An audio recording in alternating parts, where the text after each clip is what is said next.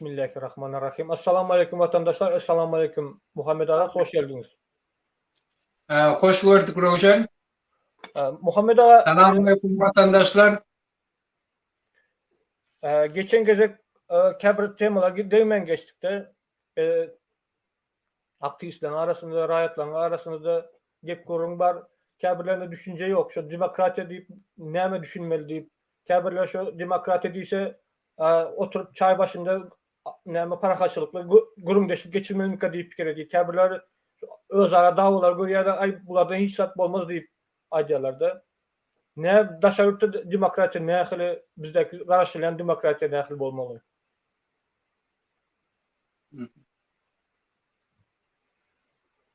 Muhammed Alo. abi eştiliyor mu?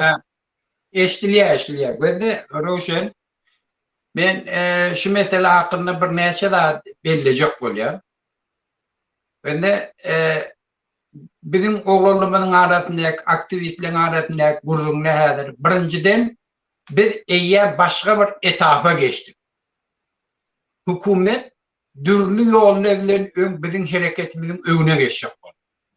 Adamların şahsiyetini fethetmekten tut, ece kakasına azar vermekten, özlerini vurup, yencip, yudor bilen Türkmenistan'a alıp gitmekten, bizim hareketimizi ne doğru yola itiklemekten, bir kanun yola itiklemekten, o zaman bizim oğullarımızın arasında agent uğratmaktan hemmesini hükümet şu ayşenin ulanıp geliyor. Şundan hiç gayti onlara rezultat vermedi. İnni belli bir derecede ola bizim oğullarımızın arasındaki nemani, tafavutları, zatları bizim tecrübelerimizden hayırlanıp bizi birbirimize düşman edecek. Şu da belli bir derecede de bizim şu adeşelliğim, siyasi tecrübemizin yokluğu halkın önüne nehirli özün alıp parmağımız bilmesizliğimiz belli bir siyasi destur öz aramızda bulmadığı normativliğin yokluğu şu da biraz ölçüştürüyor. Şu sebepten biz hem aktivistler bir neyse daha belli. Şu yanak yardaylarda hükmen düşmanın rolü bağları hemen şey yaptan çıkarmayı. Bir de esası idadın biri biz Berdi Muhammed'den dinmese bütün hem halkın tafavut yok kim? Türmen başlığı oldun, minister oldun, mina barona ministeri oldun, şun çağaları oldun, dayıkan oldun, imigrant oldun, tafavut yok. Hemmemizin birce problemimiz var. Odan bir yurdumuz kefekler için tala oturan karandadıdan dindir. Eğer şunu ayırmasak hiç fikrin yol almayacağı hem mekşebi. Dige gepliğine. Şu sebepten biz şun karşına çıkış eden adamla bilen ton gepleşimiz ütköşük olmalı. Tapavutlu olmalı. Bir düşmanımız var. O bilen bir delile gepleşiyor.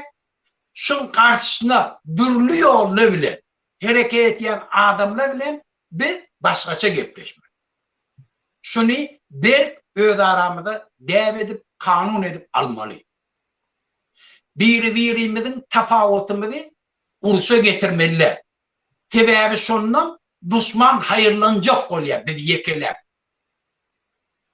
Yeke edip ayıracak oluyor. Sebebi önkü yollar bulmadı. Ne ettili öz çertlerine o. Kanun yol bilen bizim kanuni hareketimizin önüne geçip bilen. Şunun için onu utturdular şunun için. İnni şun yanak dağıtları öceştirmek bile bizim bir tofor nidastatımızdan hayırlanıp bizim hareketimizin önüne geçip. Bu prosesin biz yenip geçip. İnni işte da bir neçe dağıtma belli mi? Oğlanla bir yadında. Biz hareketimizi partiye dönecek olup, prezident olacak olup, ya bir siyasi toporu özümüz bağladı, hareketimiz başlandı. Biz hareketimizi grajdanski aktivistlik bilen başladı. Yani öz hak hukukumuzu talep etmek. Bu şolam en doğru yol. Yani şu atlam öne çıkan aktivistlerin hemmesi öz problemalarını çözecek olup öz problemimiz, bütün halkın problemalarına göz yetirip aktivist olup öne çıktı. Bunu öz maşgale meselesini, yani çağasını görecek, yurduna gidecek, daşarı yurtta kul olacak ki, her şu atların çözecek olup, gereke ederlerini ahırda göz yetirdiler, şunun hemmesi bir yerden çözülüyor. O da hükümetten, o da kim? Berdimuhammed'in eline. Şol için ola siyasi boldu. Ola yoksa siyasi bolosan gelene. Şol için şun kuvvet. Şu öne çıkan adamları, aktivistleri, sen gelecekte, sen diktatör olursan, sen demokratiye düşünmeyen deyip abniyeniye bellemeyin, öyle akmaklık. Bizim hiç tecrübemiz. Biz dine öz hak hukukumuzu talep etki. Öz meselemiz çözecek bu. Eğer şun kuvun biri gelip, fikir etti, şu azıcık hareketleri bile gelecekte men prezident bolor, gelecekte men falan bolor neyse o özünü aldı. Kimde şolara sen gelecekte prezident bolacak bol hareket yani demeyin öyle iki etti atmak. Ona da hiç saat düşünmeyenleri. Ve bizim yurdumuzun içinde bir tovar akıllı adamlar var, bir tovar talantlı adamlar var. Her onu yüze çıkana. Şu proses ne hilli, iyi liderli, önemli, öne gidiverse, halkın içinden anam düretsek ki, biz inni iyi de çekilmeyen, Berdimuhammed'in gideceği belli, bütün dünyada bizim izimizde köp adamlar bize koşulmaya tayin iyidirler diyor. Şu sebeplerim hükümet, şu halkın içindeki döreden anamlarımız dövecek olup, şu atlam şu anamsızlığı bizim aramızda dörede oldu. Bizim aramızdaki davaları dörede. Sebebi bir adam haçın öne çıkıyor. Haçının anam etse şu attan bir dat bolacağını, şu haklığını, doğruluğunu bilsele adamla öne çıkıyor. Şu anamı adamlardan almak için hükümete hem elinden elenli. Şu an ben 1000% biliyorum. Dünyanın hem adamlardan tecrübe atan çünkü bu. Bir diktatör ayırmak için hükümetin içindeki şu bilen iyi işleşip duran adamlar, şu direklerini biz öz tarafımızda yani bir halkı olursa şöyle gelecekte normal ne yaşap bileceğini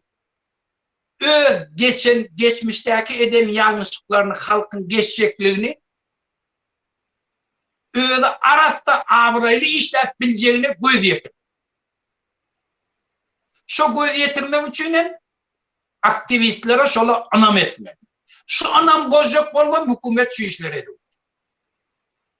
Şu sebepten bizim aktivistler şuna düşünmeli. Biz eğer şu karamdadeden deyecek oldu.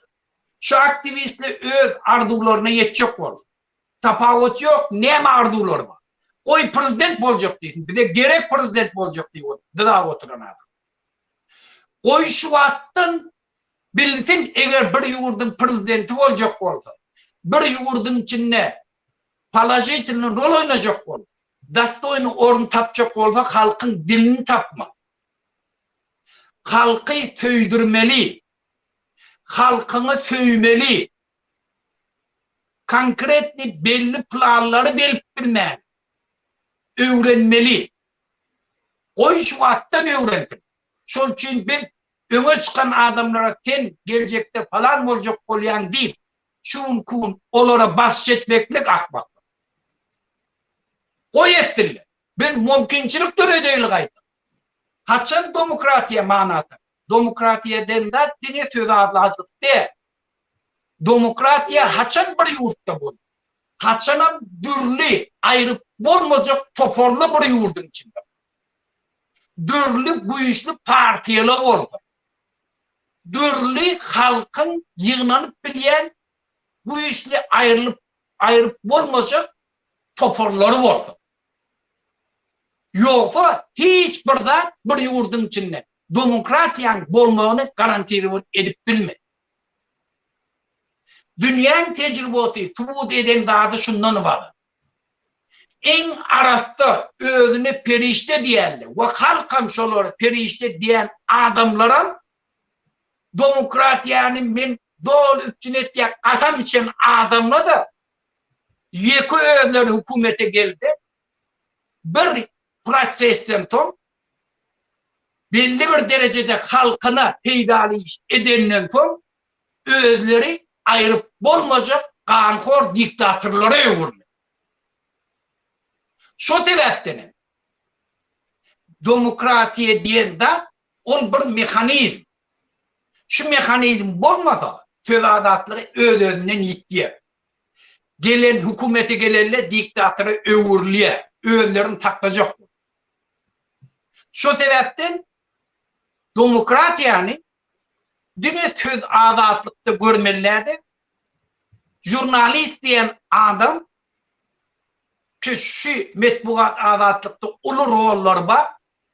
Olu jogapkar adamları sorağa çekmeli. Ne olan karşısına hareket eden öz hak hukuklarını talep edip öne çıkan adam. Bir jurnalist haçan palajitini rol oynatıyor. Haçanın hükümet elindeki adam doğrusu var. Halkın taylan adamları bir kanun hareket edecek. Ya kovu iş etti. Şolun hemmesinin beyanı olmuş. Sonra jurnalistin palajitinin rolü var. Bizimki demokratiyadan düşünmeyen adamlar ayağımı getirecek, öz vatanıma gidecek, öz çağrağımı görecek diyen adama şuraya göre hükümete geldi görünen oluyor. Bu akmaklıktır. Bir demokratiyadan düşünmeyen adamın sözü. Ya da bir yerden uğralayan adam. Eğer düşünmeyen var. Hiçbir demokratik devlette köçeye çıkan adamları sen gelecekte minister olacak olayan, primer minister, prezident olacak olayan, sen özün kim deyip, sen demokratiya düşünen aktif, onları kritik vaat eden adam yok. Olan hakkı var talep etme. Olan hakkı var hükümeti dolandır. Hükümet halkın kıy. Halkın önüne cevapkar, kanunun önüne cevapkar. Şoları sonra attığını alma. Jurnalistinin borcu şolun keti olmalı. Düşünükle Muhammed Ağa, biz siyasi medeniyet öğretmeni şu 30 yılın içinde bahsedilip gelen bizde tecrübe yoktu. Siyasette şimdi iş edeceğiz. Elbette yanlışlıkların böyle yani kabirleri şunu olduk korkacak olup namusunu ayıracak böyle de aktivistlere namını ayıracak oluyorlar. Rovşen, işte ben burada adı verilecek böyle. Siyasi medeniyet diyen adam, işte bir tofur düşmanla hayırlanayan, diktatörle hayırlanayan da adı var. Ben şol için şunun üstünde durup geçecek böyle. Hiçbir demokratiya yeten, öfen devlette deyip katar et yerlemez şu neçelli. Şolun hiç saytında halkı ön siyasi kultura alıp demokratiya yeten yok. Önce mekanizm var, şu mekanizm neçe topar var ayrıp olmayacak. Eğer yugurdu dolandıracak olmalı çeyretin birbirinin oluşup gittir. Öyle aralarında şartnama boyun olmalı. Boyun olmadı ayrı yanlı yok diye. Sonra ondan birbiriyle gepleşmeyeni öğreniyor. Sen demeyeni, siz demeyeni öğreniyor. Sebebi eğer senlik gepleri erti yok edileceğini bilir. Bu için siyasi kultura diyende on bir prosesin içinde, bir tarihi vaktin içinde bir halk kazanıyor. Onun hiç bir halkı yok şu neçelim. Men dolayını demokratiya düşündüm. Indi bana gerekke diyenler. Kültüre gerekke diyenler. Amerikan Çin'e aylarını gör ya Kanada'nın Çin'e. Gene Kanada'nın Çin'e gör. Hadiren ştada men ne dinik neme toğ ayrılığına ve de öylerine toğuyor. Elevator ayrılığına, maşin ayrılığına, soğutma telefon ayrılığına, televizyon öylerine yok. Özleri, öz mektepleri var, çağlarına, öz anamları boyunca öz mekteplerini okuyor.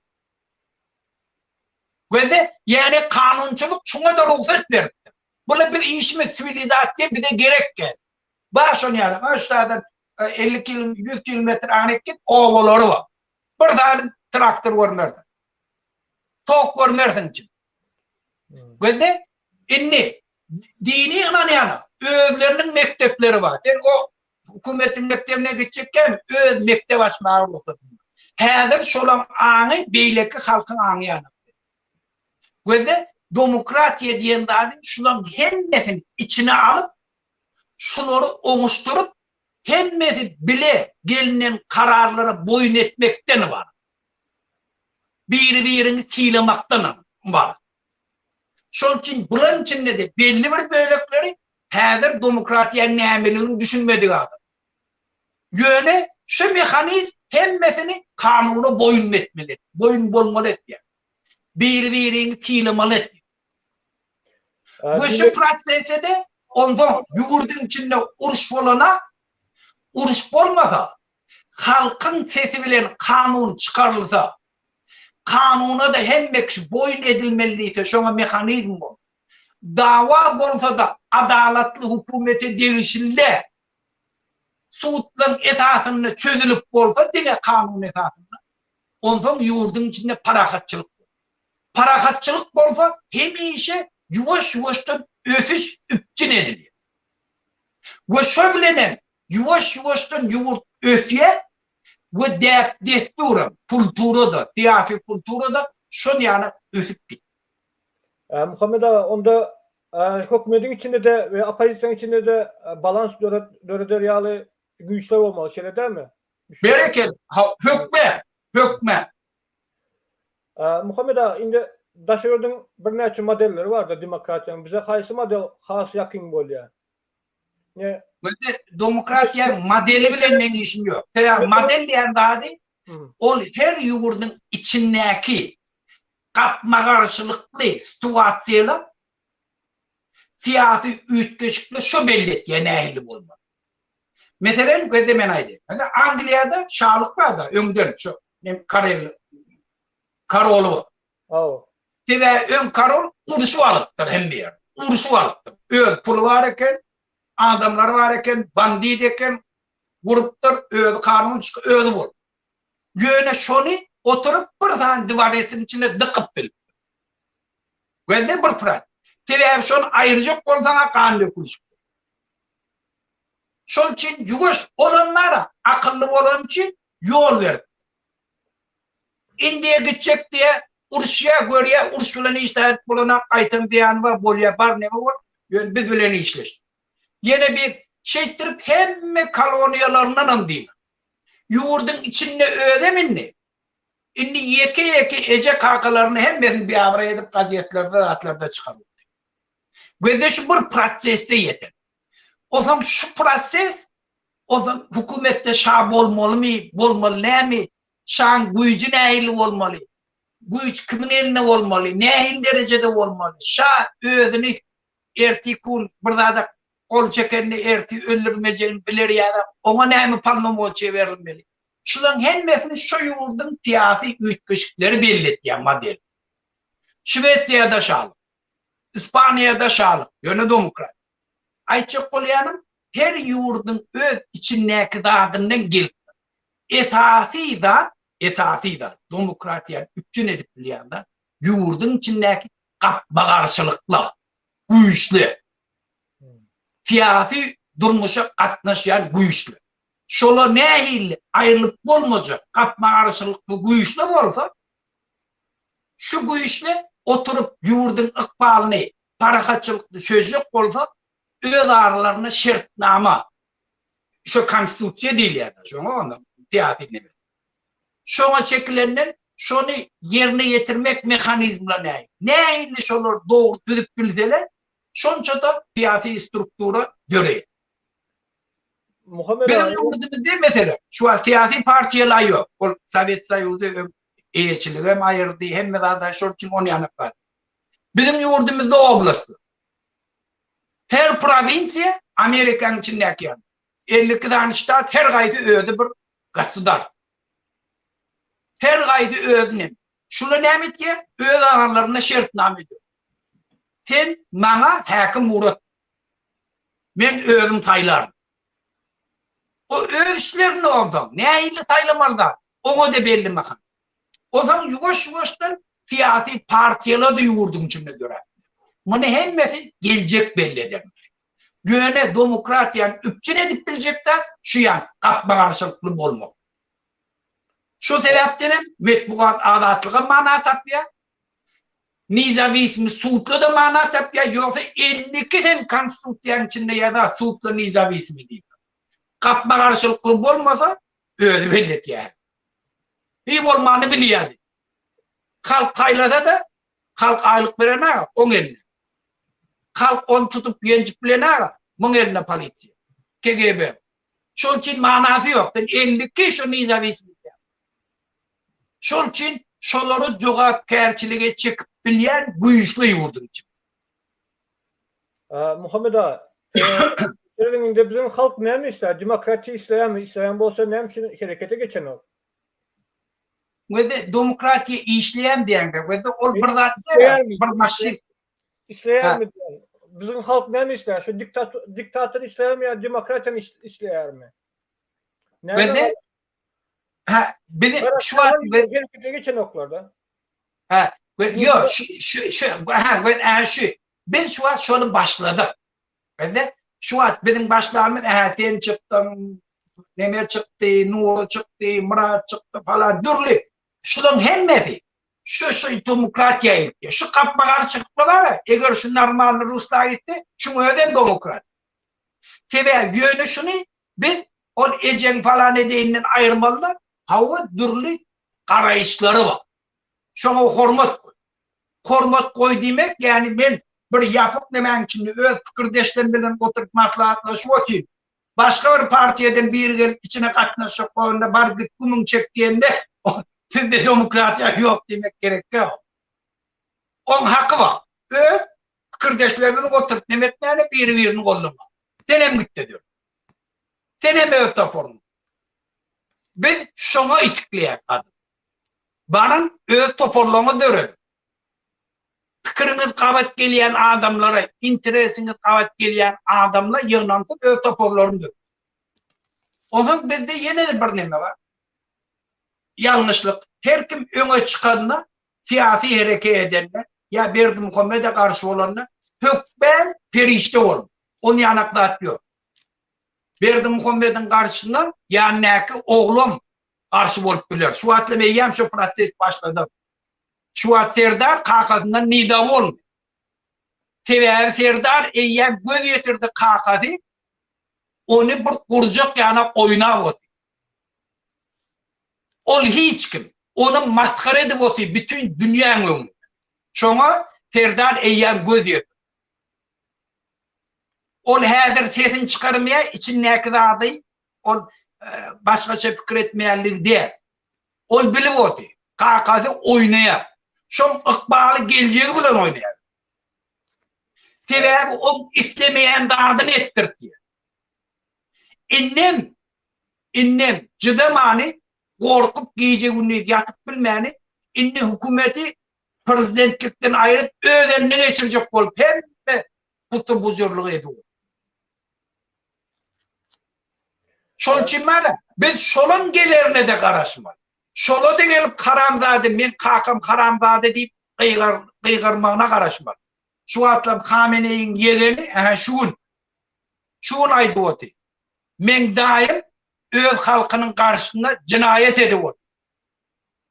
Halkın kanını çıvot. Ne için? Gördü, göz getirdi. Şu adam, şuna da habere getirin. Şulam geleceğini eğer halat edecek olsa şondan daşlaşma. Şol için hem yerde görker yani. Oy göreştin, hakkı var. Ve olam özüne aklayacak. Oy akladı. Bir de kim şun kurmuş bizim hareketimizi, öz hak hukuklarını. Gelecekte o biznesmen olacak ol, prezident ol, minister ne olacak ol. İşleyecek ol, öne çıkmayan adamla koy şu niyetleri bilen gel. Biz şöyle bilen gepleşmeye normal, bu demokratiya. Biz şunu özmede devam edin. Halk ne için harekete geçen yok? Muhammed Ağa, yurdun içinde böyle represiye geçiyor, izarlanıyor. Yani Türkiye belli bir derecede demokratik yurt, söz azatlığı var, hareket azatlık var. Ne için böyle köşede harekete geçip mesela ne için ifirler çıkan oklar, ne için öz haklarını talep eden oklar. Aeroportta adamların yanında aktivistler arasında yok benim suratı düşürme, benim video düşürme deyip kaçacaklar. Demokratik yok mu ne? Ben neme Ruşen ular bende olgun bir çıkış edip ya bizim halkımız mankutlaşan neydi yine varlat deydi bir yakmalı kıyır bir falan ne kıyır ya da ve bunun hiç kaydı doğru da adına veremen de doğru doğruluğu ne mi ya bizim halkımızın bir derdi var bir keselçiliği var korku kedi şu dige Türkmenlere mahsus de Özbeklere demek Taciklere demek İranlara demek İnni Angrina'laydı. Muhammed Peygamber Huday tarafından vahiy olup peygamber edip uğradılarına da öz yakın karındaşları daşılın bu. Özlerim şun yani bedbahtçılıkta yaşap duran vaktları bir tofor arakor nefsinden geçen adamla Mekke'de hüküm sarıyor. Özlerim karındaşları. Şonun görüp otur, adalatlılığını görüp otur. Muhammed Peygamber daşılan bu ya. Ne için? Şu korku keser.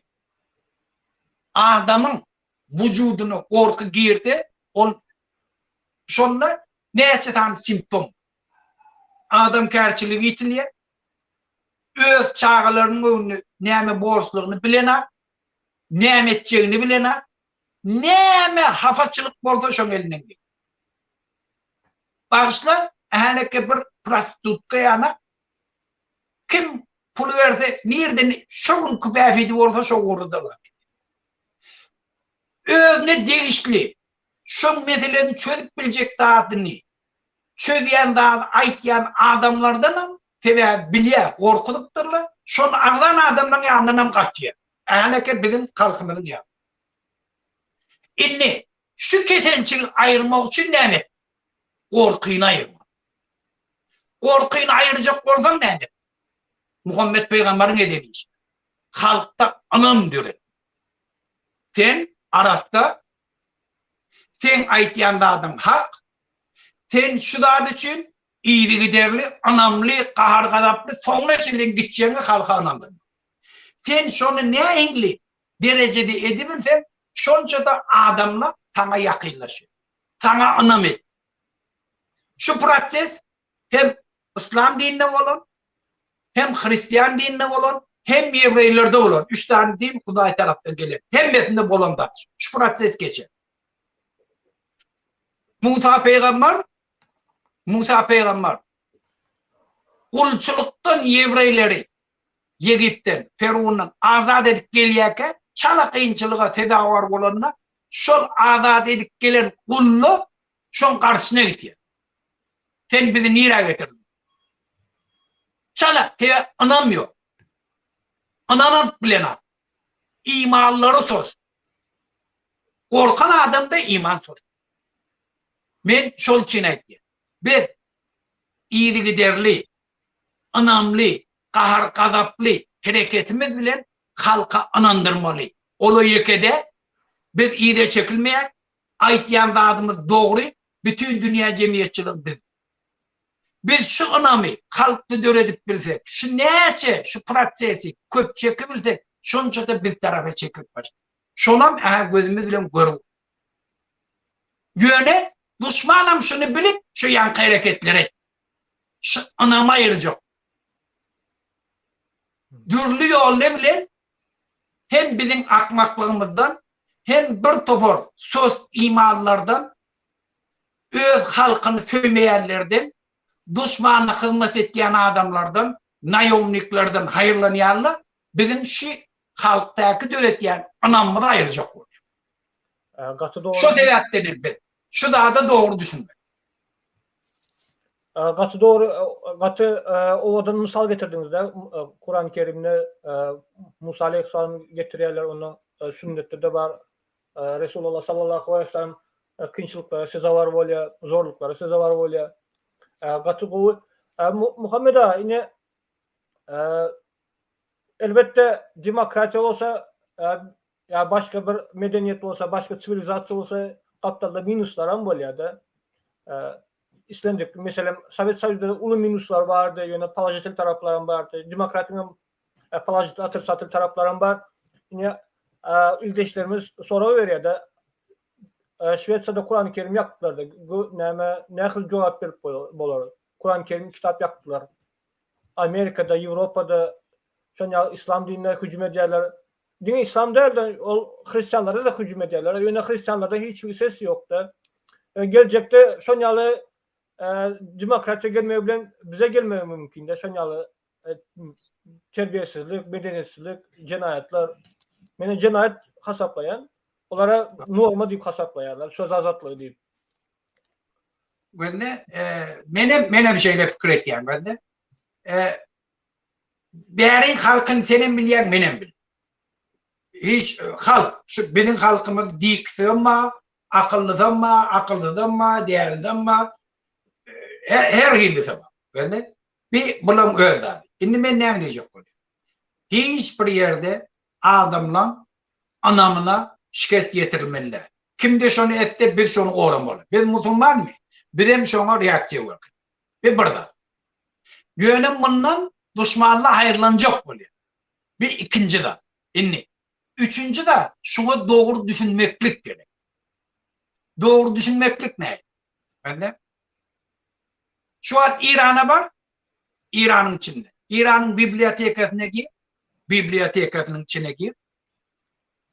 Şu bibliotekasının içindeki 3'ten biri hatta mekteplerinde Hristiyani Yevreyleri yamallama. Dini inam.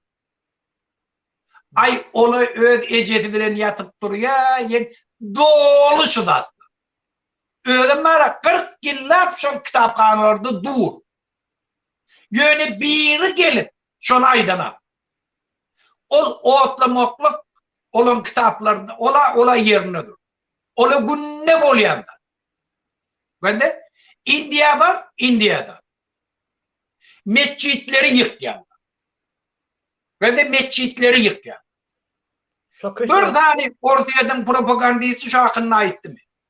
Ben de Kitay'da Uygurlu 2 milyon Müslümanı ve de 2 milyon Müslümanı kemsir edip siz akılınızdan ağdaşan sizi terbiyeleyecekti türmelerde saklavurdu, lagırlarda. Ortayadan propagandasından tez çıktı. Ya İran'ınkinden ya Müslüman devletlerden tez çıktı. Amerika'da sanksiya girizler bir neçe sanksiya. Ha bizimkiler onun yerine ak. Ben de kula ben şunun için ettim. Ben de şu zaten bunu ayırmalı. Şunun için bir tofor bunu uloldu propaganda demokrasiya karşı hayırlanacak böyle. Gurrun şunla. Bir. O zaman şu zaten gözünü tuttu. Şu adam bir yerde adamlar satın almak yenil. Bana pul ver isteğini verdim. George Biden'e satın alıp vereyim. Benim pul ben satın alayım. Ben de İslamlık siyasetçisi. Bir yerde siyasetçiler başla publik İslamlığını satın aldı. Şol çiğnem Putin mi oldu? Şol çiğnem İran'ın hükümet mi oturdu? Eğer şu sisteme, şu adamların pavideniyetini cevap karşılığı doğru çekip bilen bolsadılar, Putin'in önüne şu neçelin dini gelmelidir, dımık gelmelidir. Haçanem Kerime'ni alanlar şu ünke etmeli işler ne derdi? Haçanam İran'ın hükümeti, pasolstvanı, İran'ın içinde uruşturduğunu, Livan'ı edeni falan edenine karşılık korkeden mortulu, şuun İran'ın hükümeti şeyle bolmur. Haçanam haramzade Berdi Muhammed'in bol oturuşunu görenine bula, sesin çıkarana diplomat uğratıyarlı, gepleşiyarlı, şunu bir eyyem ses çıkaran bolsadılar, o da şu diktatörle bolmur. Bula bir şuna sesin çıkar sebep, şuna da bir doğru mekanizmle var. Yani pul vermek, padarkı vermek, yani o bilyarme da ihtiyapta. Fransa prezidenti Putin'den pul alıp, Kaddafi'den pul alıp, bir söz koşayın tezşona aydendi, pul alıp görenler. Ben de şol için pıtada hükümete gelen adamla da hemmet Arap'ta perişti, hemmet de hiç kaydı. Göğüne puları cevapkarçılığa çıkan mekanizmler var. Metbuat azatlığı var, suud nizamiyesi var, dürlü partiyalar var, birbirinin düşmanına yem götünü açıyorlar. Şol için büyürtlü, spasoplu öz meselelerini özleri çözmeye mekanizmleri şuna bak. İrgü şunu çözüyen. İnne. Berdi demokrati deyip bırdatma. Her kim tenşuatlı miting geçirme için, İslendik aksiye geçirme için dine oturan yerinde. Ardaya diyen, ardanı anırdaya diyen, bro, gıyca ya bir nemecik işgal. O da şu kompüterdeki belir kanun esasında nemeleri var. Şuna kavet geldi daha ruhsadan beri. Bunu gelip inni Şvetsiyan devleti kolladı Kur'an'ı yakmağı demekle kalkmaklık. Ruhsat vermesilik o tadak oturun kompüter veriyor onu. Sen şezatı baryan etti. İnni şuna reaksiye korkuyor ya. Olam doğru korkuyordun. Müslümanla kalsın ayağa. Sebebi şu zaten ödüş prosesinde. Adamları o zaman oylanıştırıyor. Ve de şu mekanik demokrasiyen esası da abi. Ve de şu gerek de. Hristiyansı var, Novi Zavet, Stari Zavet var. Stari Zavet'i anırda var agresivni. Elini kesmek, öldürmek, yeni burada etmek, Kristovi, Pahot, hemmesi başım. Şu gurrunle 150 yıl munnede önce bolon için şunu ayırıp teyze zavet ettiler. Teyze çıkar.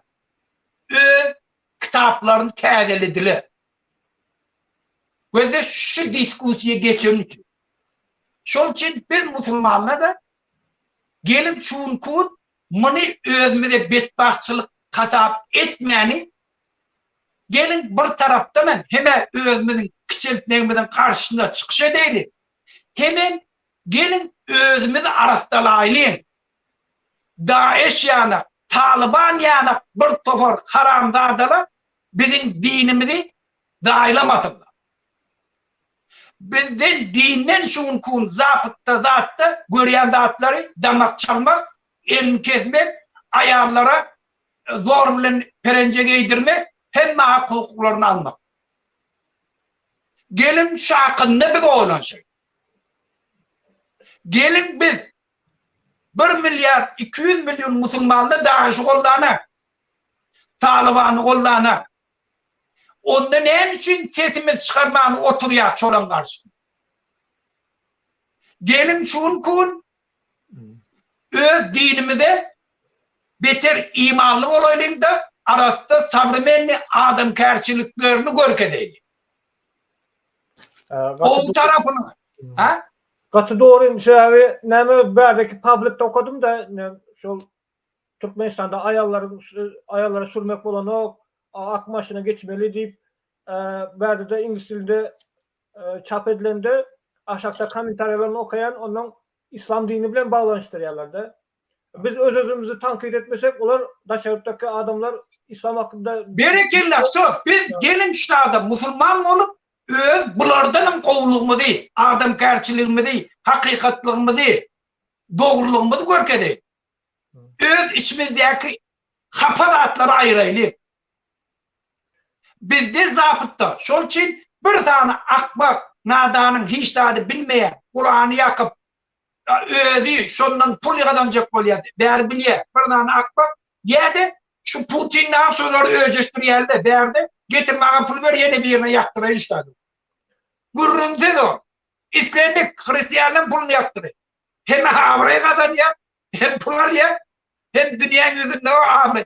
Gel bir yerde, gazete, televizyonaya çıkacak olma adam öldürüyor.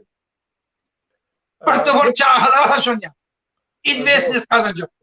Bir yurtları düşünmek ve de bir yurtlara Türkmenistan'da ya o tarzda yaşap, bu tarzın halkının mentalitini düşmek öğren kıyım. Ve bunu 100 yıl bizden önde.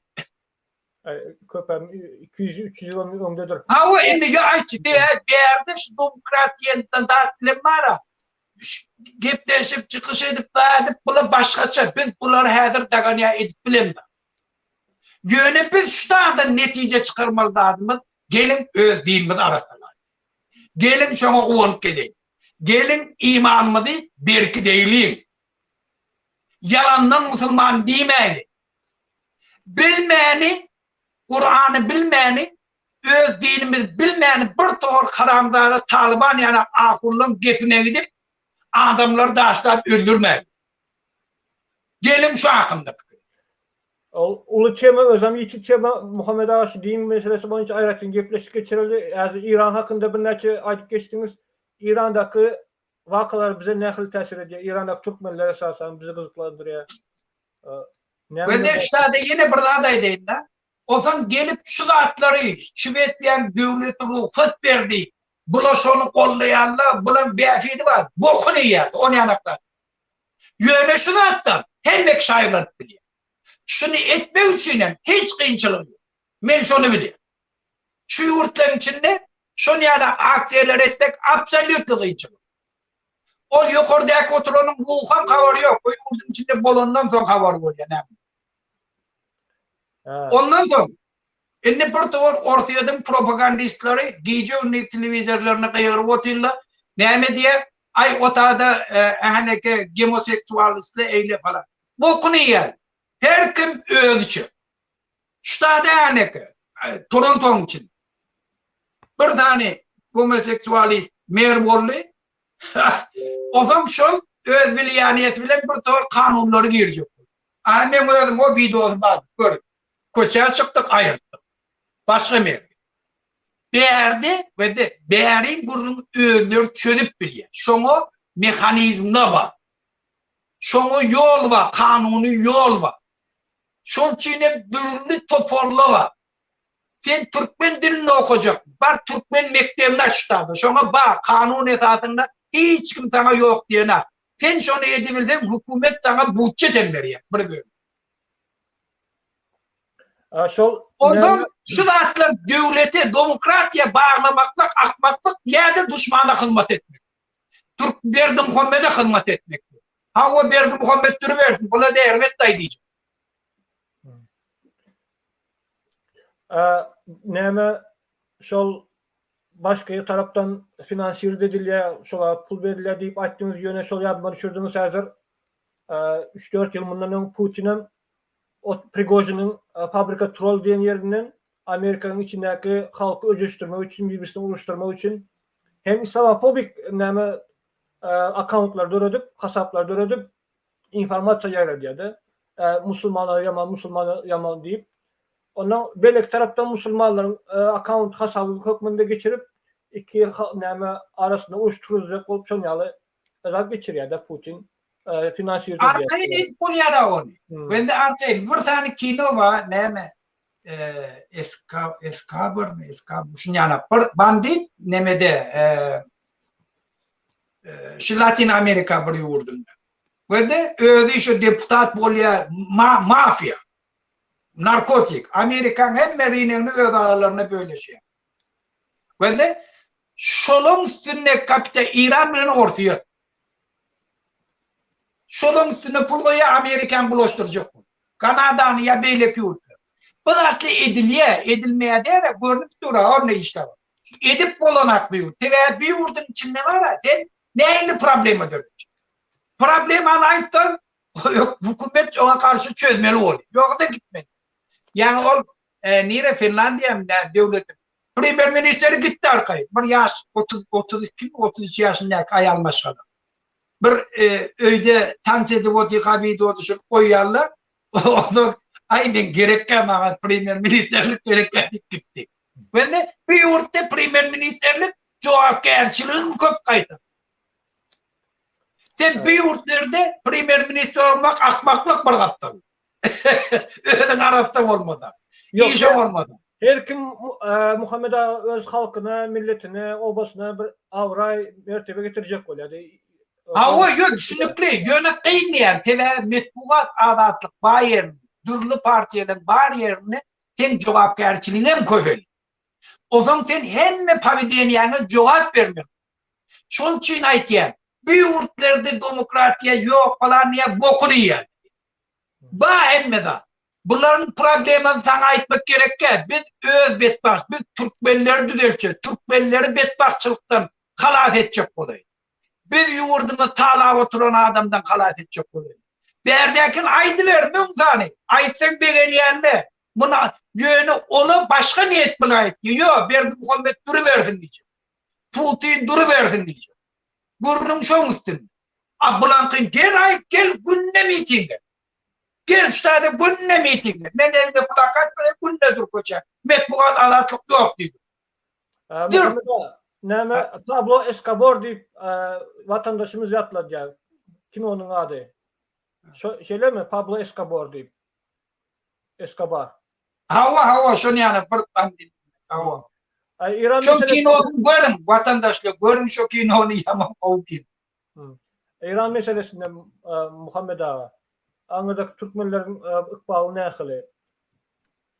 Şu bizim vatandaşlarımız Türkmenle İran'ın içinde Galikaş'a gittiler Mevlana Gorgiviç'i kollama için. Mevlana Gorgiviç Galikaş'ta bir mescidin imamı İran'ın hükümeti ona çeklendirme girdi ya sen imamçılık edip bilene falan o hükümete karşı olur. Şunu hem şuna gidendirliğinden kavarını işlemek öyle dün bizim aktivistlerimiz hem beyanat yayrattılar Türkmenle'de var ya mitingen geçti yöne nehirli olayım ben kavarım yok. Aytacak ol yani İran'ın yardayını ayıttı vatandaşlar. İran'ın hükümeti ortaya yana o dünyada en esası şerlen değil. Dünya cemiyetçiliği sonundan değil mi? 44 yıllar dünya cemiyetçiliği İran'ın hükümetinden işleşik bollular. Dürlü yolla bile gepleşe girdiler.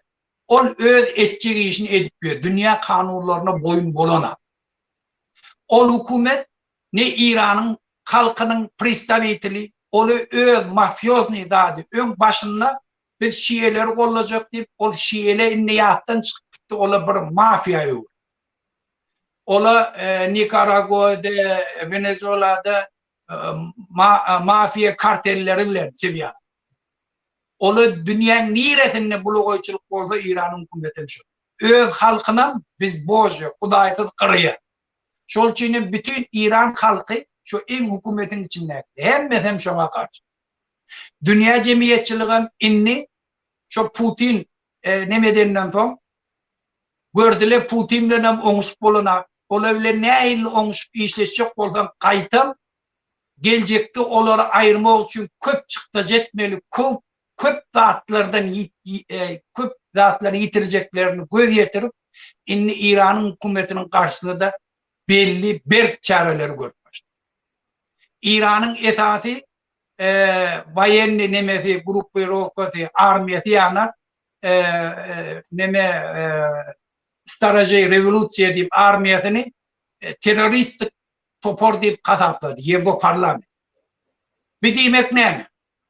Bir demek yani İran'ın hükümeti terörist. Yani DAEŞ yana Taliban yana Taliban'ın biraz zaten ayrı bir yöne terörist. Yani nerede görsen şoları öldürüp olya, tutup olya, şola düşman. Şol için ola Avrupa yurda gelip bilen akla, gelben bilmeliler, pasolstvadaki işleyenlerin hemmeden, şol spa bilen seviyazımını, yeke suda ver tutturup oturmalı. Yani şon yanak derece kanun esasını yetirdiler. inni İran'ın hükümetinin karşısında näme dünya cemiyetçiliği çare görse şoňa kanuni esasda yol bar. Şol üçin dünya cemiyetçiliği çözdü İran'ın ýagylary bilen, serkeşleri bilen, cinayetkarları bilen çözmeli. Ola bilen oňuşup bolmaýar, olary dünya düzgünlerine boyun edip bolmaýar. Şol üçin Putin bilen İran'ın hükümetinden dinmeli. Şoňa da hemmeler edip otur. İran'ın ýagdaýy en Ukrainaýanak boldy, tebägi İran'ın halky ayağa kaldy. Ukraina ortaya Ukraina çolan gülleri Zapadın hemmesi bir mineniye dedi. Ukrayna'nı eger alsa da biz Putin bilen işleşeýin diýip kellelerini düp manasında bardy. Şol üçin bir sanksiýa girer, şol Krimiýany alanlaryny edişleri ýana. Şol bilen ýene de dowam eder işleşmän diýip kellelerini bardy. Ýöne Ukraina halky kahramançylykly Putin'in agresiýasynyň öňünde duran üçin dünya cemiyetçiligi hem ayağa. Olu da düşünni. Şun eger Putin'den dinmasalar, ertikun köp zatlara garaşmaly. Erwetçilik. Şol üçin çözdüler, şolary kömek etdi. İran'ın halkyn görkezdi. Biz inni şu hükümetten biýar, şu hükümetten dinjek. Şoňa hemme subutnamalada bar İran'ın halky, İran'ı dolandyryp oturan cinayetkarlary islenap. Ayrıca bolýarly İran'ın hükümeti kahar gazap bilen olary öldürýär, asýa, gözlerini kör etýär, urýar, ýençe. Şol üçin indi bir çareleri on karşısına görür. İran'ın halkına hemme taraptan häzir kömek etýär. Häzir pasolstwalary Ýewropa döwletlerden gowmaklyk änekin esasy meselelerdi. Häzir ýene de esasy meselelerin biri daşary ýurtda wagtlaýynça döwlet töretmek. Maçtapny hemme taraptan hemme halklan pristavitelleri bolar ýana. Hemme İran'ın halkynyň pristavitelleri şol geljekki wagtly dörediljek wagtlaýynça döwletiň içinde bolar ýana. Özleri öz hak hukukyny ýeter ýana. Neme döretmek şu atlam opozisiýonlardan öňünde, İran halkynyň öňünde duran. Näçe şonu çal çözübilsele dünya cemiyetçiligi haýsy döwleti kabul etmeliligini, näme etmeliligini şonça da ola çal çözüp, kömeklerini edip biler. Şu wagt şu meselenin üstünde hemme ýerde gurrum. Şol üçin aýtjak bolýan adam, watandaşlar dünya üýtgeýe, çal üýtgeýe, inni dünya cemiyetçiligi täze Putin ýana ya İran'ın hükümeti ýanaklary kabul edip bilmeýär. Inni diktatorlaryň bağdalyp bu işlenmegine yol berilmeýär. Şonam inni bildiler. Şol üçin bütün diktatorlar da şu meseleden korkýar. Ya dünya düzgünlerine boyun bolmaly, alan şertnamalaryna boyun bolmaly, adam hukuklaryna hormat goýmaly, ýa-da gitmeli. Şu atlam reşaýşi tarihin bir momentindedir. Şu mesele çözülmeli. Çözülmese dünyada uruşan bolar, inni dünýäň ösüşiniň öňüne uly bewedem. Häzir dünýäni 20-nji 19-njy asyryň analizleri bilen analiz edip bolmaýar. Dünya üýtgedi, Zapad üýtgedi. Amerikada inni öňkü ýanak ol baý adamny höküm sürenak. Inni Amerikada uly finansiýa kampanya. Bütün dünýäde işläp inni koloniya döwrü gutardy. Inni bir ýurdun baryp neftini aljak bolanak. Inni neftini özü getirip berdi. Inni hemme zady dünýäň ýüzünde finansiýa kampaniýalar. Bütün dünýäde işläp oturarlar. Täzeden internet ulgamlary. Häzirki döwletler adamlaryň interesi dünýäň hemme ýerine belli bir kanun bolmaklyk, açıklık, azatlık bolmaklyk, adam hukuklaryna hormat goýmaklyk, paragatçylyk bolmaklyk esasy interes. Şu atlam Türkmenistanyna, Özbekistanyna beýleki döwletler dünya devletine, dünya normativlerine hormat koyuyor. Öz yurtlarının kanunçuluğunu dünya normativine kavat getiren, interneti doğru açıp, öz halkına azatlık veren, metbuat azatlığı veren, kanunçuluğu doğru yerine getiren, parakatçılığı üpçün edip bilen devlet, bir tane Amerika'daki oturan biznesmeninin peydası şonda. Sebebi, Amerikan içindeki oturan biznesmen, oturan yerine Türkmenistan'ın içinde kapitallajeni edebiliyor. Kore'de kapitallajeni edebiliyor. Şondan peyda görüyor. Ya Türkmenistan'ın içindeki oturan adam, Amerikan Walmart'ının peyda görüyen, Walmart kampanyanın peyda görüyen peydasından olan görebiliyor. Şok aksiyenin tatını alabiliyor.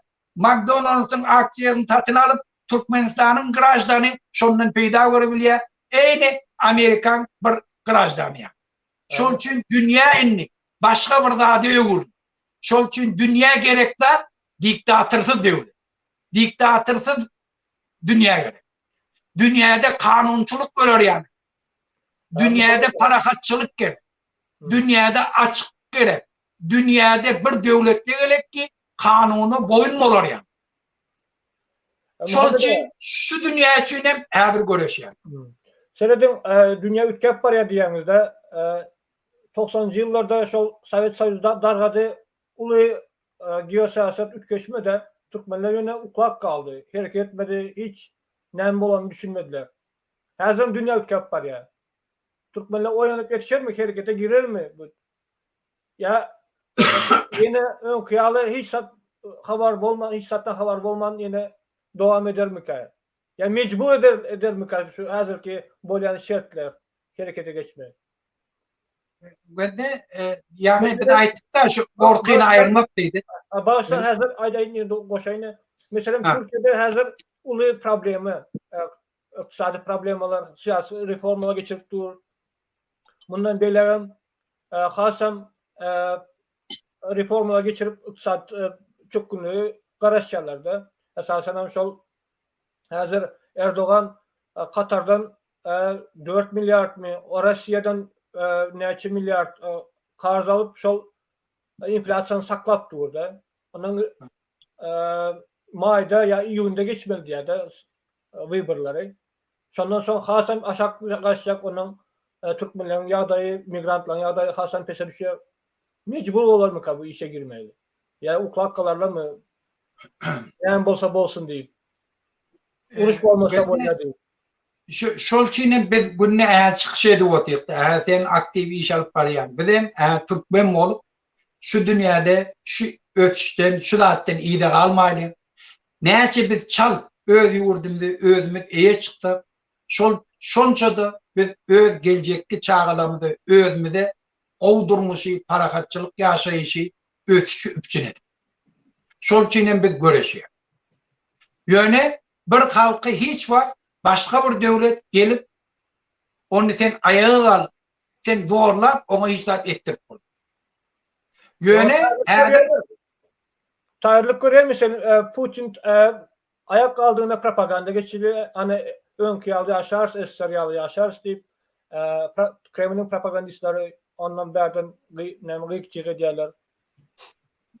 Ben de neme Roşen, ben Putin'in öldü ya da biz eğer Sovet Soyuzu'na kaydıp gelir diyen adam öyle akmaktır diye. O hiç yok olmuyor. Demek o yıkılmaz diye eğer doğru olur. On gelip bir adam yıktı demeklik akmaklıktır. 300 milyon nasilleyen hükümetini bir adam gelip yıkıbilmiyor. O özünden dargadı. Sebebi tütüllörüp ver. İnni halkın üpçün edip bilir. Şol için başında Perestroika ulanmıştı. Üytküştürmeli bir zatlar. O Sovet Soyuzu'nun yıkacak olup da üytküştürmeli birdi. Gördüler o düğümünden daya. Düğümünden daya. Şol için bir belli bir vakti men önkü çıkışlarında da aydınlarım. Mesela eğer 70. yılları göz önüne tutsam Sovet Soyuzu'nun yaşayıcıları moş Kanada'nın yaşayıcılarından kovu yaşayı. Hem de adı bak. Şey değiller. Güvene prosesi iyi de kal. Ne için? Mekanizmi işte. Belli bir dereceden sonra durdu. Sen her bir zatda sen ösmesen sen iyide kalıyorsun. Şol için dünya ösüşünden iyide kaldı, şol için hem yıkıldı. Şimdi onu son bir ayratin temada oturup yapmış. Şol için Sovetçi Soyuzu dargar diyen de akmak. Onun dünya yüzünde de adamın tecrübesinde eğer bir yerde sosyalizm devletinde halk o yaşaya deyip aydın yok. Şol için yoklarda ne için özmedi Allah'ıyla. Bir. İkinciden biz ne ile devlet vurma? Şimdi şu Bağdat'ta görün Hayfi. Putin yanak bolaydı. Kütahya yanak bolaydı. İran yanak bolaydı. Kim? Severni Kare. Kim yani? En ösüp kovu yaşayan hem tarafta üç zapı. Kemçiliği hem medadı bile. Şulardan bir de almağa bir tohorda atlaba öz devletimizin düğümünü vurma. Doğru vurma. Parakatçılıklı ösmeyene. Öz halkımızı kemsitmeyene. Öz baylığımızı, dünya baylığını öz yurdumuza getirmeyene bir duvar mekanizmi var. Biz şolar hayırlanır. Kalan da şu prosesi biz çözüp. Şol için şun kun bizim halkımızın borcu öz hak hukukunu talep edip öne çıkmak. O zaman bir hükümet inni dolandırıp bilmiyor. Yurt dolandırıp bilmiyor. Veya şeyle bir yanlışlıkları göverdiler. Düğümü ne doğru? Düğümü yalan bile. Dün aynı o halk maslahatını geçirenle şu gelen yaşlılarından inni korkup şu getiren adamları izolasyada bir ettiler, izolasyada atellerde saklayın. Training geçiyorlar şu tadı aytmış. Korkup her kaydının yanına adamdı. Her kaydının yanına individual devlet yerli var. Ne mi diyeyim ellerine? Korkuya, yurt dolandırıp bile. Şol çiğnem günne problemi, önküden beter problemi. Ve burada inni eğer halk çala hareket etti, dünya cemiyetçiliği önküden ken beter şolar koldurmağa da. İkinci faktör. Ortiyatın faktörü inni ayrılı. Ortiyat inni dünya arenasında Türkmenistan'ın edenetliliğini kollap çıkış edebilmiyor. Diplomatiye taraftan ne ABS'nin içinde ne onun içinde Türkmenistan'ı kollap ya ona sesini çıkarmanın oturacak inni adam yok. Kim de şu an bir denem şunu yani kururum ömür çıkıyor. Şunu kollarca kolda öz götüne atıyarla Putin'e bağlı. Şol için hiç kim ne kayrat çatmar. Verdi Muhammed'i kollar onun içinde burada. O zaman üçüncü de şimdi bizim halkımız da önkü halk. Şimdi münlerce oğlanlarımız bizim çıkış edip oturuyorlar oylan şiallah. Şimdi fikir et yani. Inni günah özümde men öldürmüşüm özümü ütködeynliyen attı. Inni görüp oturlar. Hükümet hemmedadın belası. Putin hemmedadın belası. Şol için inni her kim bir yol gördü. Yöneşte men aytçık bolyandardım. Bütün Türkmenistanlara aktivistleri kolla. Aktivistli öz aralarına gepleşikte kahar sözlerini hayırlanmasınlar hapa sözlerini birbirimizin tapavutlılığımızı doğru düşünelim, hormat koyalım, birbirimize kömek edelim, umumu beladan değil mi? Biz şu zatları ettik, şart bundan değil ya. Absolutno, Berdi Muhammed'in hiç direği şunun yok. Şu sebepten bir de en yengil şu var, şu karanlığı. Düşünükle. Muhammed Ağa, indi esas soruları bir yanlı geçtik. Önemli bir geçiş zaman hakkında, geçici doğru hakkında indiki yere koyalı. Sorular geçelim vatandaşlardan. Türkmenistan новый передел мирового порядка, поэтому голод diye. Türkmenistan dünyada ne kadar rol oynuyor, onun için dünya özgürlüğü hakkında bir rol ne diye. Türkmenistan новый передел мирового порядка geçip var ya diye de. Onun için açlık diye. Daşarıda geosiyasatta Türkmenistan rol ne kadar? Şu bize tesir ediyor. Şu bizim Türkmenistan'ın ülkece koptuğular mı? Türkmenistan hemişe öz başlak deyip hem medattan özün demedi ortaya. Şunun kun alaka İran'la Azerbaycan'ın pasolosluğuna yararlı girip bir tane adam vurdular, yaraladılar, biri öldü. Türkmenistan tezin çıkar. O bir Berdimuhammed'in şu ayetçiliğin alıp gelen tiyafatı, men oğurluğa değil, men yurdum talayın, memlenişim var. Men emfidilenişim. Şol için Berdimuhammed, Türkmenistan'ın içindeki betbaşçılık, ne daşar yurttan ona zorlanan, ne içeride. O dine Berdimuhammed karandadan övünü demişti. Şol için şonu yok. Ondan yurda eye çıkmalı, ondan sonra biz yurdu neyli düzeltecek olsak, o zaman nereden hayfi tiyafatı alıp gidemin neticesinde bir zat peydalı olup bir zat diyan olup deyip biz analiz. Yöne şun kun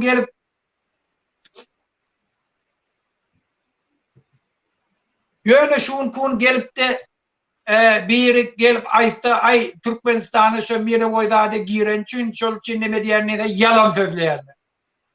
Onun yanıkta diyor, eğer şu hakkında kim gurrun edecek oldu addelini her açan ol hemen şu gurrun. Türkmenistan hiçbir dağın içine giren ağam, hiçbir dünyanın tiyafatı bile işem yok. O nemesi dine yurdu talap, özüsüne bir böyle vurup, beyleki zainteresi olun cinayetkar toparlarım rafi sakın. Разве в Украине идет не новейшая империалистическая война между Западом и российским капиталом за мировой геополитический диктат, передел рынков, сбыта и дешевые ресурсы? Ukrayna'da teze imperialistik uruş gidip var ya dedi. Gün batarda Rusya'nın arasındaki kapitalı bölüşü paylaşa gidip duruyor. Şeyle mi? Şu da 19. 20. asırın siyasetçilerinin fikri bile 21. asırı analiz etmekle akmak. Bugün neft için, gaz için uruşan yok. Teritoriyan alacak olup uruşmakla öyle akmak. Bugün sen oturan yerinden pul kazanıp milyonlarca. 2 tane boksör uruşturuyorlar, 500 milyon dolar pul kazanıyorlar. Türkmenistan bir yılda bütün halkı pahta uğradıp, bütün tuğları şona verip, kıyıkçı edip, halka, çağalara azar verip kazanıyan pulundan bir yiyeceğin içinde 2 tane boksör var. Ya bir tane adam oturun yerine bir tane programan dedi, Uber dedi, yeni bir zat dedi, Facebook dedi falan dedi, milyar pul var. Bugün ideya, internet, finans oynamalı. Bugün hiçbir adam gidip başka yurdun içine girip on kızılını alıp gelip satacak olana. Kızım sen bari çıkar, ben satılır. Gidip uğraşmak gerek ya. Öğünleri getirip. Neftini öğünleri getir. Şu an neftini nereye sattım? Avrupa sattım o. Baha kımmet bilen alıyor. Hem şu ölüşüp Avrupa neftini getir. Şol için rinek yani inni. Eğer şun kun Ukrayna'nın içinde Amerikanski bir tane kampanya, mesela Ford diye yine burada diye her gayet General Motors diye. Gidip şu tane bir tane zavod vurdu. Şu kimin peydası? Teknolojiye var ya, iş orduları dörüye, eksport et ya, mesni производство öf ya, bir tane zavod nemedenle on gerekli atları var. Olur şu tağdan mesni atlardan alıyorlar. Ne mi öf? Ekonomik öf. Meğer Koreya, Yüzni Koreya neyle öftü? Singapur neyle öftü? Kitay neyle öftü? Kitay'ın hem öfşi Einstein'da, Kanada'da fabrikle Anır'da vuruldu. Şuradan çıktı men peydama mebili gidip Kanada'da yatay. Neme? Amerika'da yatay. Berde rabotça tağıdır 15 milyar dolar dönemdir. Anır'da tağıdına $1 borundan töleyen kaçtıvam kuvvet diye yönü ona direkt teknolojiye. Şol için karakter kapital ülke değil. Şunu düşünmesen o zaman dünyadaki bolayan ülkeşikleri düşünmeklik değil. Bu uruş 19. asırın fikri bilen yaşayan diktatörler bilen 21. asırın inteligentlerinin arasındaki dağ. Ola zorla bir yurda alacak oluyor. Berdi Muhammed yanak adam oturdu kolla yumurt tağladı bizim baylığımız alacak. Başka davadı açık koy diye. Koy sizden peyda varıp bilen göreyim. Eğer sen aklın okuyun olsa şertleri değil hemmemiz şu şertten, şu döredilen şertten hayırlanıp hemme yurtlara mesut bileylik, oturan yerimizde pulamadığını bileylik. Yani Yuzny Kore'de hemmesi bak, oturan yerini internetin üstünden pul kazanıyalım. Amerikan kampanyaların aksiyasını satın alıp onu da pul kazanıp oturdu. En şu Amerikan grajlar. Yine Yani Arap devletlerinin hemmesinin akdemesi pulları Amerikan finansal kampanyalar. Şimdi sana pul gerek mi? Eğer sen Türkmenistan'ın bankası sistemi kanunçuluğunu dünya şartlarına kapat getirdi. Ekspertle her yıl raport verip kredi historiyası kovup falan deyseler aşağıdaki bankların pullarının hemmesi Türkmenistan'ın. Var neyimiz avut vuracak oldum. Anlamak gerek ki öldürürsün var yanına pullarını. Ortayadan şu neçelliğin öfenlen kadiye. Yeltsin dövründe kanunçuluğu daha bir Stein'ın kakabat ki. Şol için Lukoyliana kampanyalar Avrupa'nın reyneğini doğru eyledi. Hem Amerika kampanyalara gitti. Ortayadan içinde öz kampanyalarını açtılar. Ne 500 bin tane iş ornadır yattı. Şunun hemmeti o zaman bir aykiye Ukrayna olur inek. Yok ortaya öldür inekti bunlar. Ukrayna'da 40 milyon nasıleniye oldu. Ortaya içinde 200 milyon nasıleniye Amerikan kampanyalarını, Avrupa kampanyalarını işte. Şol için mi öfti? Inni göre eline eyle öfti ya ortaya. Şol için ödün ağırlamak gerek ki. Eğer niyetin kovulsa, halkın beyefidiniz ne yapalım? Açık diskusya. Çünkü sen dünyanın akımını düşünecek olma. Rusya'nın propagandasının narratifi de alıp barayan temaları hani bizim bayrağımıza alyalar gün batar. Yalan 19. asırın hava ve de şu doğru mesela Anglia vurup yencip kul edivermek gitti. Kulları sattı Afrikalılar. Hemmesi doğru. Yani bunkun karakteri üttü. Bunkun inni karoluyor. Bunkun bir tane India'dan grajdanı şu tadı doğular gelip Anglia'da primer minister oldu. Erti kun gitti yere. İstemediler. İnni kim oldu? Teredin ha. Bir tane kara Amerika'da prezident oldu. Karakteri ütkedi. Hemmedat ütkedi. Çünkü indi şuna düşünme. Şuna düşünsen o zaman hemmedat yerdi. Ondan diktatörlerden değil bakmak kalıyor.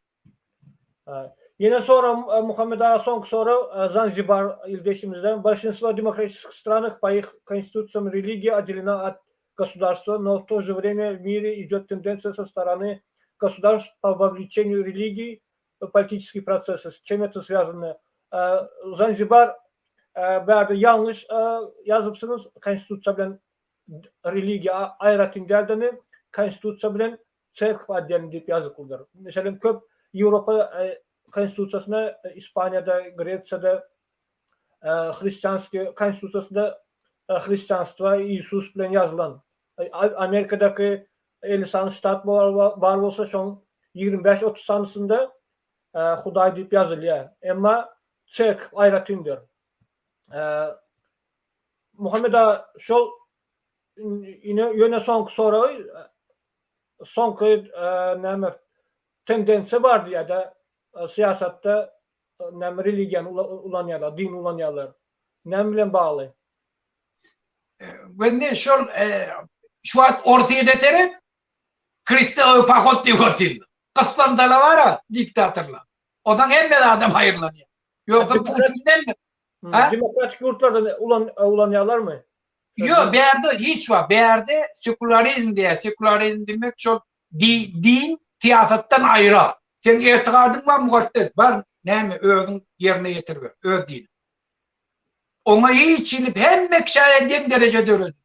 İşte adı Musulmanların o kaptanına George on kaptanına yine yevreylen. Var ya her kim öldükini. Şon için din neçe fiyatattan taştır. Şonça mukaddes var. Fark var. Muhammed Ağa, şurada Albert Einstein zat deyip de din bilen siyasat ayrıtım bolmalı diyen adam aydan bolsa ne dinden ne siyasattan düşünüyor diye de. Din delde ne çerk bolmalı diye de ne klerikalizm bolmalı diye. Ya dindar adamlar işkerler bolmalı diye de. Indi men ol söz bilen oynadım gelenak men daha näme burrun suuşnus näme muttum. Dini siyasata katnaştım. Din adamның etikadi. Bir tane yurdun prezidenti namdar bolup biler, musulman bolup her kim näme bolsun. Yöne kanunları dine kabat getirip etmek gerek. Din şey deydi, şol için kanun şeyle olmalı demek gerek. Siyasatın dinin esasında olmuş. Yurdun içinde hemme nemeli var. Şol için din neçe siyasattan daşlaşta şonça din arahtırlığına var. Mugattaslığına var. Doğru, düşünükle. Başka soru yok. Näme bir komentar yazdı. Muhammed yanlış diýýäňiz. Wagtlaýyn durmuş. Soruňyzy, komentarýaňyzy has takykraga ýazsaňyz Muhammed Ağa has düşün aýdyp berer. Köp sağ olun Muhammed Ağa. Ýöne esas soruňyza geçip bilmelik wagtymyz çekleýindi. Indi gezek duşşaly gepleşeli, din hakynda da gepleşeli. Siz bilen gepleşmeni oňat görýän. Sağ ol. Gayrat edin, men hemme aktivistlerden haýyş etjekdadım. Bir-biriňize hormat goýup, bir-birimin arasyndaky dawany gahar gadap bilen çözjek bolma. Bir-biriňize hormat bilen aýdym, hemem bir-biriň tapawutlygyny kabul edin. İsleglerine de hormat goýup. Şonu ondan bir oňuşup doğru yol bilen hereket etdiler. Benim birce düşmanımız var. O da Türkmenistan halkımızı diktatörden dindirmeli. Yurdumuz tala oturan adamdan dindirmeli. Näçe şondan çaltdygyny bilsek, biz öz yurdumuzu özümüz eýe çykart, özümizden taýlap alar. Haýsy yol bilen gitmeli, haýsy sistemany öğretmeli, kim prezident bolmaly, kim premier minister bolmaly, nähili yol bilen, haýsy döwletler bilen nähili ara gatnaşaşar. Benim maksadymyz şu. Şol üçin gelin watandaşlar ardy berje öz hereketimiz dowam etdik. Köp sağ olun. Vatandaşlar komentarya koyun, like koyun, paylaşın. Sağ olun.